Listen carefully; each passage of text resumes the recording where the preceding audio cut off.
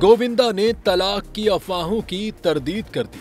बॉलीवुड के मारूफ अदाकार गोविंदा ने अपनी अहलिया सुनीता आहूजा से अलहदगी की खबरों की तरदीद कर दी है। अदाकार का कहना है कि कोई हमें अलग नहीं कर सकता। हाल ही में बॉलीवुड के अदाकार गोविंदा ने एक प्रोग्राम में शिरकत की और अपनी 40 साल शादीशुदा जिंदगी के बारे में खुलकर बात की।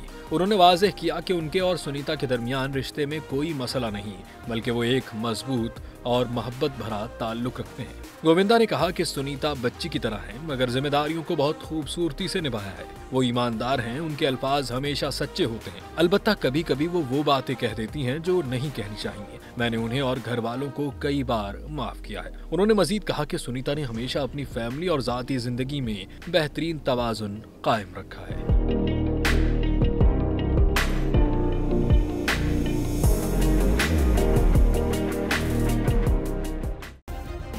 सब्सक्राइब करें और बेल दबाएं ताकि कोई खबर रह न जाए।